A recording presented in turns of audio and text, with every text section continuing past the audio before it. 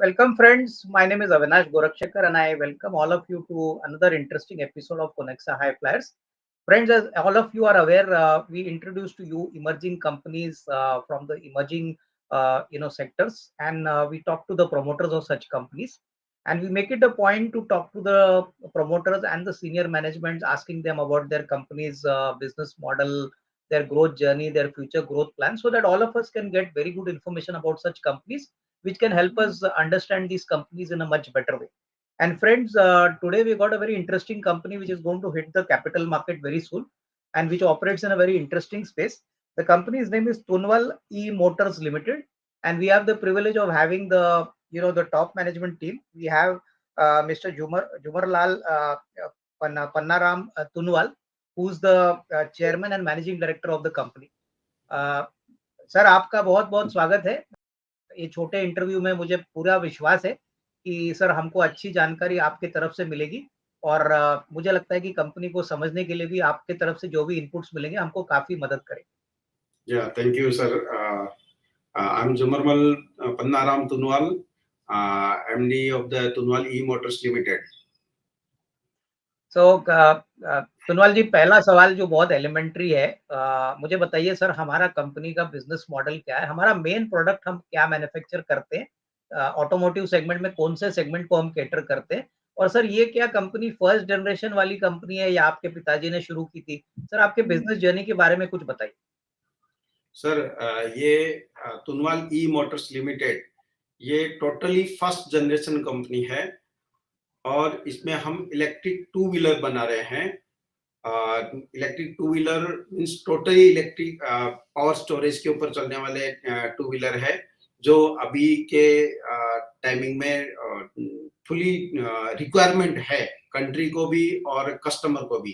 Customer को एक eco friendly और कॉस्ट रनिंग कॉस्ट कम से कम रनिंग कॉस्ट की गाड़ी उनको चाहिए, तो उसके लिए हमारे व्हीकल एकदम परफेक्ट है और लोग बहुत सारे इसको लाइक कर रहे हैं और हम इसमें आगे बढ़ते जा रहे हैं। बिल्कुल सर, ये बिजनेस आपने कभी शुरू किया, इसके बारे में थोड़ा बताइए। सर ये बिजनेस हमने 2013 में स्टार्ट किया था।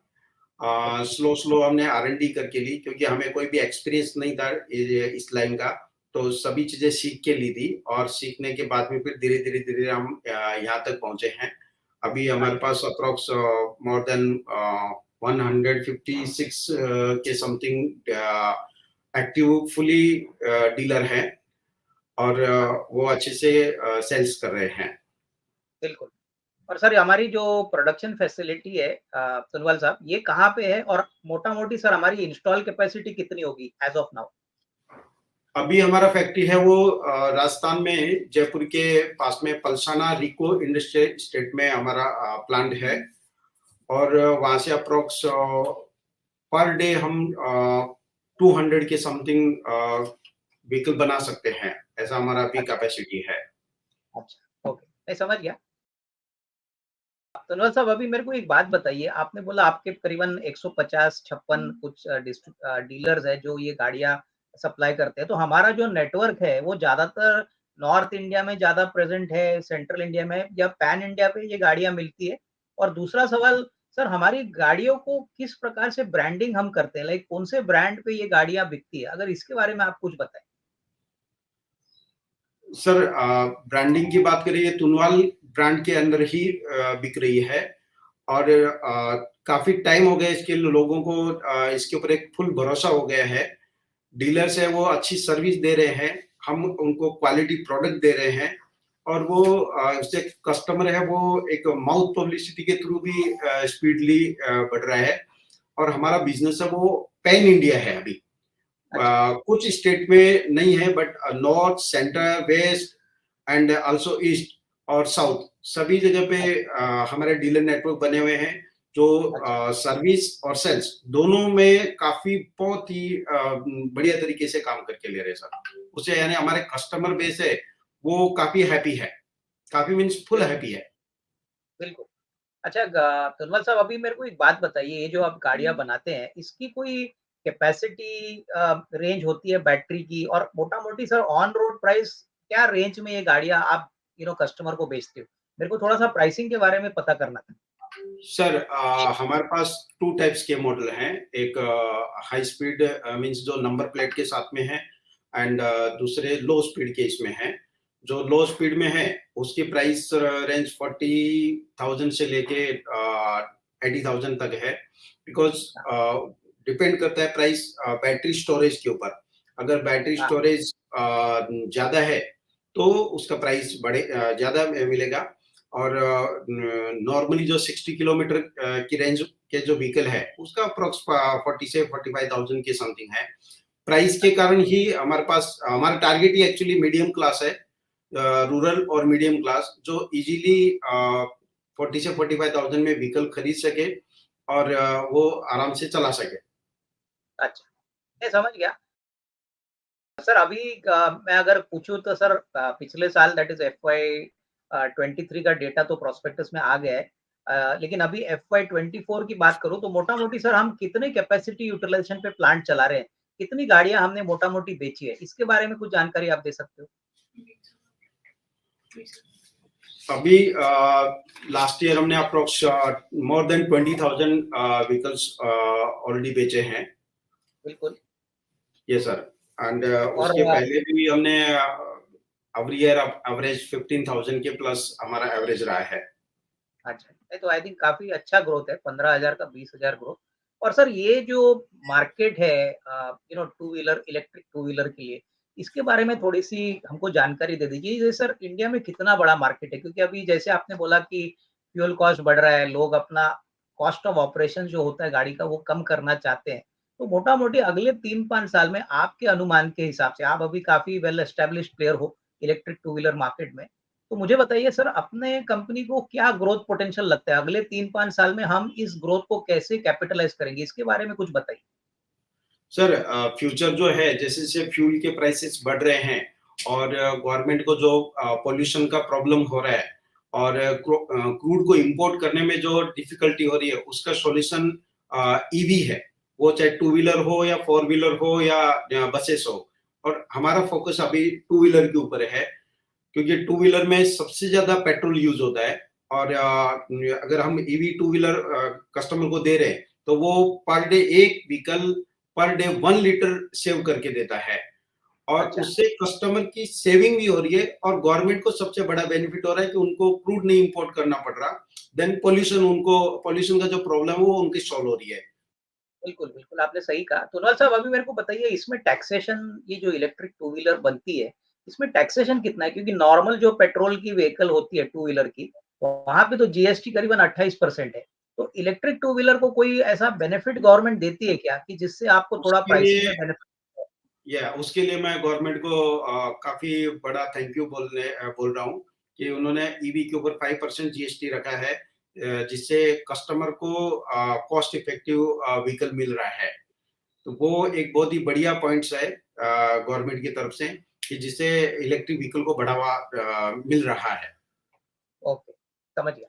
और तोनवाल साहब अभी मेरे को एक बात बताइए financing two wheeler electric two wheeler market में कितना बड़ा है? क्योंकि आपको भी पता है कि सर रूरल मार्केट में आप जाओगे अर्बन मार्केट में भी आजकल गाड़ियाँ फाइनेंस पे लोग लेते हैं। तो टू व्हीलर जो इलेक्ट्रिक व्हीकल गाड़ी है, इनको भी काफ़ी एनबीएफसीज़, बैंक्स फाइनेंस प्रोवाइड करती है या गवर्नमेंट कुछ स्पेशल फंडिंग देती है जिससे गाड़ी की कीमत में कस्टमर को कोई सब्सिडी मिलती है जिससे उनका कॉस्ट ऑफ एक्विजिशन कम हो जाता है? तो इसके बारे में कुछ बताइए।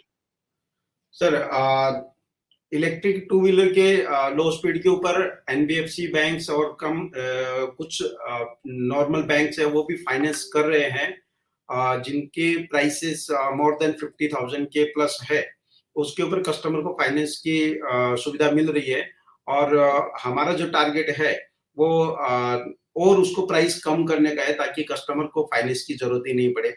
रहा गवर्नमेंट की तरफ से गवर्नमेंट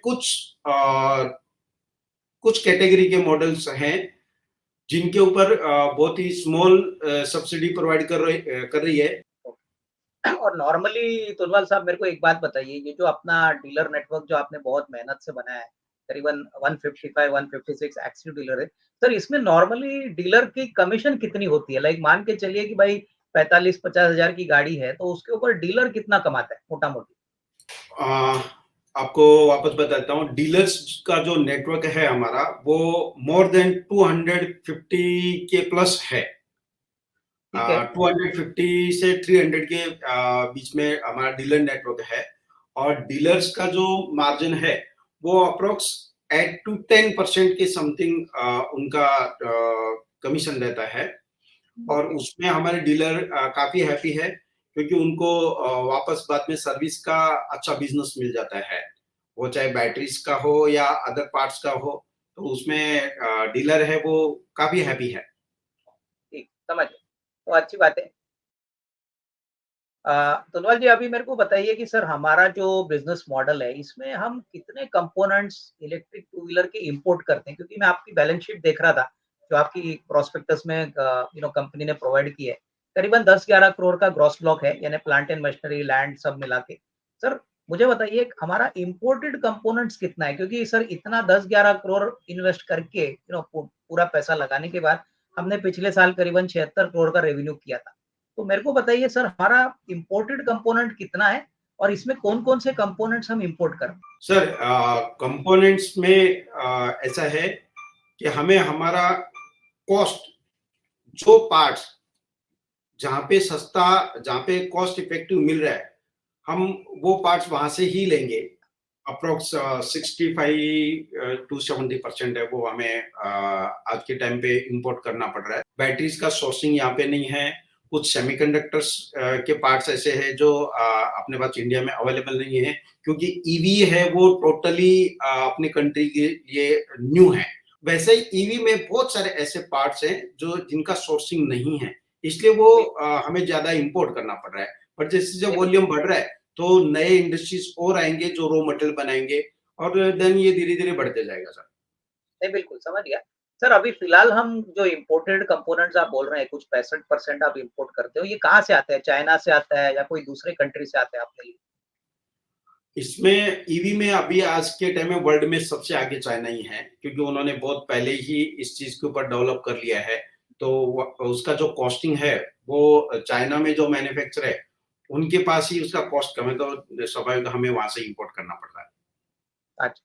और नॉर्मली सर ये जब गाड़ियाँ इंडिया में आप बनाते हो टू व्हीलर इलेक्ट्रिक व्हीकल, तो उसका जो सर्विसिंग होता है, पार्ट्स की अवेलेबिलिटी होती है, तो इसका स्टॉक आप एडेक्वेटली अपने पास रखते हो? क्योंकि कभी-कभी क्या है कि पार्ट्स की अवेलेबिलिटी आप इंपोर्ट करते हो, तो इसकी थोड़ी-सी तो एडेक्वेट इन्वेंटरी भी आपको बिल्ड करनी पड़ती होगी, तो ऐसा कुछ अपने यहाँ पे होता है?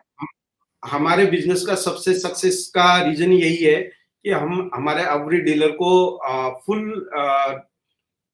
काफी मात्रा में हम उनको स्पेयर्स प्रोवाइड करवा के दे रहे हैं, ताकि कस्टमर को कोई भी टाइप का प्रॉब्लम फेस नहीं हुए। हमारे एवरी हाँ, डीलर के पास स्टॉक है, कंपनी के पास एक्स्ट्रा स्पेयर पार्ट्स स्टॉक में है, जो कंटिन्यूसली उनको सप्लाई होते जा रहा है। और इलेक्ट्रिक टू व्हीलर ये एक्चुअली सर्विस सर्विस इंडस्ट्री है। जितने जितने व्हीकल बेचेंगे उतना हमें सर्विस में उसका बेनिफिट मिलेगा, डीलर को भी हाँ, मिलेगा, कंपनी को भी मिलेगा। जितनी रोड के ऊपर व्हीकल चलेगी उतना उसमें हाँ। और पैसे जनरेट होंगे, जो कंपनी के लिए बेनिफिट है। अरे बिल्कुल, आई थिंक बहुत अच्छा आपने समझाया। तुनवल जी, अभी मेरे को एक बात बताइए कि सर आपने काफ़ी समय से फर्स्ट जनरेशन एफर्ट से आपने इलेक्ट्रिक टू व्हीलर का बिज़नेस खड़ा किया है। मेरे को बताइए सर, हमारे बिज़नेस में यानी हमारी कंपनी के लिए सबसे बड़ा कॉम्पिटिटिव एडवांटेज, यानी अगर मैं 2-3 चीज़ें आपको बोलूँ, फाइनेंशियल इन्फॉर्मेशन छोड़ दीजिए, फाइनेंशियल तो मुझे भी पता है, आपको भी पता है। बट अगर मैं ये बात करूँ कि हमारा क्वालिटेटिव एस्पेक्ट, यानी हमारा प्रोडक्ट दूसरों से अच्छा है या हमारी सर्विस अच्छी है कि हमारी डीलर नेटवर्क अच्छी है, तो ऐसी 2-3 बातें हमको बताइए कि जो आप कहेंगे कि Tunwal E motors does better than the others in the industry, क्योंकि वैसे तो देखिए बहुत सारे इलेक्ट्रिक टू व्हीलर वाली कंपनियाँ हैं। मैं नाम ले लूँ तो सर 2-3 कंपनियाँ जो मेरे नाम पे आती है, एक तो ओला है, उसके बाद वार्ड विज़ार्ड है। तो सर हमको अगर इनसे कंपेयर करना है, तो हम इन कंपनी से कैसे अलग हैं और अच्छे काम क्यों करते हैं? कस्टमर्स हमारे पास क्यों आते हैं? सर 2-3 चीज़ें जो आपको लगता है जो काफ़ी हमारे लिए इम्पोर्टेंट है, वो ज़रा हमारे व्यूअर्स को शेयर करें। सबसे फर्स्ट तो सर्विस, व्हीकल बेचने के बाद में जो सर्विस लगती है उसके ऊपर हमारा फोकस रहता है। हम डीलर के साथ में जैसे डीलर बनाते हैं उनके साथ में फर्स्ट एग्रीमेंट यही करते हैं कि आपको एंड कस्टमर को एवरी एनी टाइम सर्विस देनी है। कस्टमर को अगर टाइम टू टाइम सर्विस मिलते रहती है, तो कस्टमर को व्हीकल यूज़ करने में कोई प्रॉब्लम नहीं होती। और दूसरा जो रीज़न है, वो है कि हम मोस्टली लेड एसिड बैटरी को ज़्यादा यूज़ कर रहे हैं, क्योंकि लिथियम में अभी तक इतना परफेक्ट क्वालिटी मिलना स्टार्ट नहीं हुआ है, क्योंकि उसमें फायर का और इसका बहुत सारे बीच में इश्यूज़ आ रहे थे, इसलिए हमने ज़्यादा लेड एसिड पे ध्यान दिया। लेकिन अभी जो नॉर्म्स आए हैं, उसमें काफ़ी अच्छे बना दिए हैं, उसके कारण lead acid battery lithium battery है, वो भी हमने यूज़ करना स्टार्ट कर दिया है। और ओके। मेन रीज़न प्राइस, कि भाई बाकी लोगों से हमारा एक्सपेंसेस हमने काफ़ी कंट्रोल करके रखे हैं, उसके कारण हमारा कॉस्ट है वो कंपेयर टू अदर काफ़ी कम है, इसलिए कस्टमर को प्राइस भी हम अच्छी दे रहे हैं, तो कस्टमर हमें पहले चूज़ करता है। ओके, मैं समझ गया। तो आई थिंक बहुत अच्छी तरह से आपने समझाया। तो एक तो आपकी सर्विस है, दूसरा आपका कॉस्ट कंट्रोल है और ऑब्वियसली अच्छे क्वालिटी मटेरियल आप यूज़ करते हो। तो ये सारी चीज़ें आपके लिए क्वालिटेटिवली अच्छी बेहतरीन तरीके से साबित हो चुकी है, तो अच्छी बात है।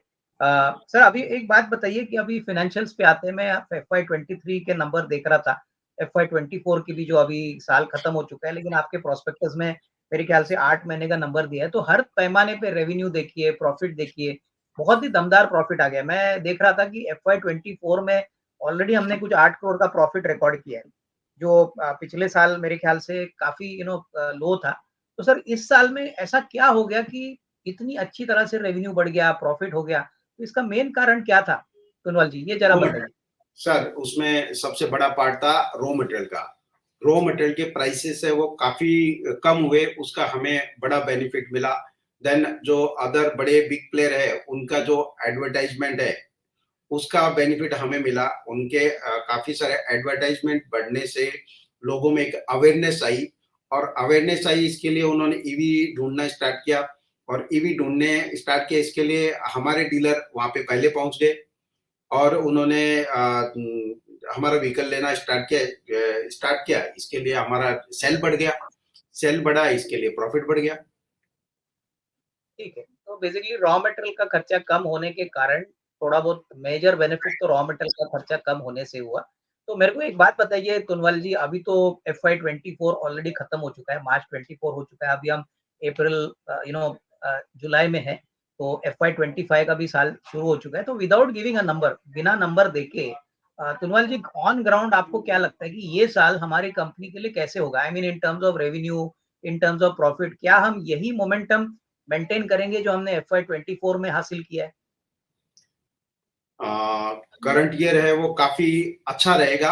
मैं नंबर्स तो अभी नहीं बता सकता, बट बहुत बेस्ट होने वाला है। ओके। तो ये यस सर। मान के चलिए कि सर एफवाई 24 का जो दमदार नंबर है वो शायद एफवाई 25 में भी आप मेंटेन करोगे। तो डिमांड बहुत अच्छी है और कंपनी उसका भरपूर फायदा लेगी। तो ये मान सर, के हम इंडियन चलते हैं। Network day by day increase होते जा रहे हैं। हमारा प्रोडक्शन कैपेसिटी बढ़ते जा रहा है। हमारे एम्प्लॉइज है वो और ज्यादा सीख के तैयार हो रहे हैं। उनकी और काम करने की कैपेसिटी है वो और ज्यादा बढ़ते जा रही है। तो डेफिनेटली कमिंग ईयर है, उसमें हम बहुत नहीं, अच्छा परफॉर्मेंस करेंगे। नहीं बिल्कुल। सर अभी मेरे को एक बात बताइए, ये धंधे में जितना रेवेन्यू बढ़ता है उतना ऑपरेटिंग मार्जिन बढ़ता है? यानी मुझे सिर्फ ये बात समझनी है आपसे कि हमारा जब वॉल्यूम बढ़ता है, धंधे में नंबर ऑफ गाड़ियाँ हम ज़्यादा बेचते हैं, रेवेन्यू बड़ा बढ़ता है, तो हमारा जो ऑपरेटिंग मार्जिन होता है यानी मेन रॉ मटेरियल कॉस्ट निकाल के जो भी रेवेन्यू माइनस कॉस्ट होता है, तो कैन वी अज़्यूम कि सर आगे आने वाले साल में जैसे वॉल्यूम हमारा बढ़ेगा, मेरे ख्याल से लास्ट ईयर आपने बोला कुछ 20,000 गाड़ियाँ आपने बेची है। तो ये साल एफवाई 24 में तो उसका नंबर और भी बढ़ गया होगा। बट अगर एफवाई 25 की बात करें तो वॉल्यूम अगर बढ़ता है तो क्या ये मान के चलें कि आपका ऑपरेटिंग मार्जिन भी थोड़ा-सा और इम्प्रूव होने की अपेक्षा रहेगी? डेफिनेटली होएगा सर। अगर वॉल्यूम अगर नहीं, वॉल्यूम डेफिनेटली इंक्रीज हो रहा है। वॉल्यूम इंक्रीज होता है तो जो रॉ मटेरियल की कॉस्ट है वो ऑटोमेटिकली कम होती है। कम होएगी तो रेवेन्यू है वो ज़्यादा बढ़ेगा। बिल्कुल, बिल्कुल। तो अच्छी बात है। तो उसका मतलब ऑपरेटिंग मार्जिन को बढ़ने के लिए अच्छा स्कोप है। अभी ये कुणाल जी मेरे को बताइए सर, हम कंपनी पब्लिक इश्यू कर रहे हैं सर, बहुत बड़ी बात है कंपनी के लिए और आपके लिए।